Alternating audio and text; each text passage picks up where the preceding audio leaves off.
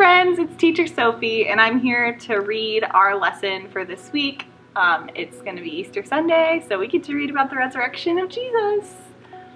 Okay, so this is an excerpt from Matthew 27 to 28 and uses a little bit of Luke 24 too. Okay. God's big plan wasn't done yet. Some people still doubted that Jesus was God's son. Even his friends weren't sure. You see, Jesus had told people that 3 days after he died, he would live again. If you remember from last week, we read about how Jesus sacrificed his life on the cross and he gave his life up to the Father, and he went through all of that pain, but there was still hope at the end of it. So this is what God is saying.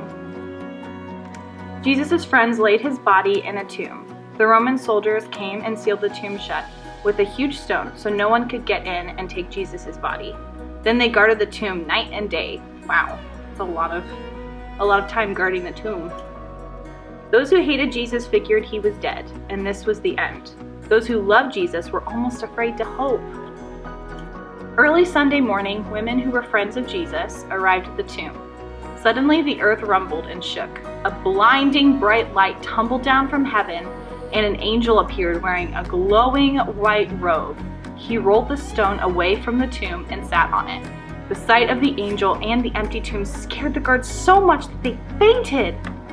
That's crazy. They were so afraid that they just passed out and fell on the floor. That would be quite the sight to see.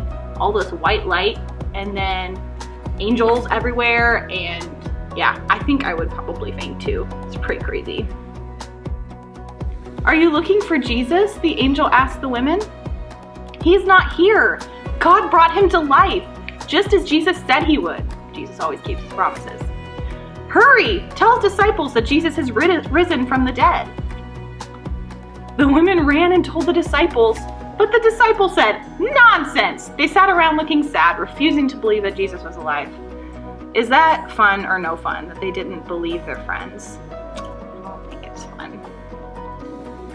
Later that day, two of them were walking to a village called Emmaus, when a stranger came and walked along with them.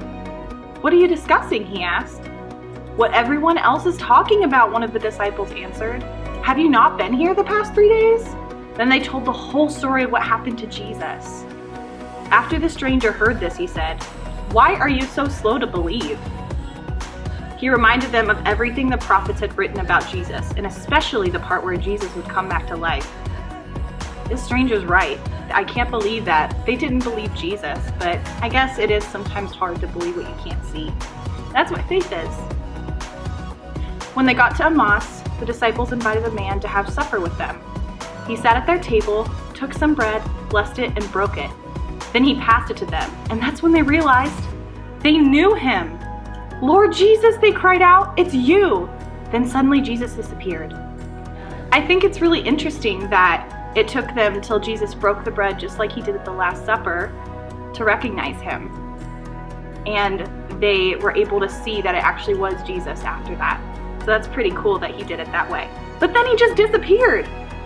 They found all the other disciples and told him what had happened. "He's alive," they agreed. "Our Lord Jesus lives." So Jesus resurrected, and it's something to celebrate and be so happy about, because he died on the cross and went through all of that pain and suffering for us, but it wasn't the end, and then he resurrected, and because of that we're able to be close to him, and we have nothing that separates us from him.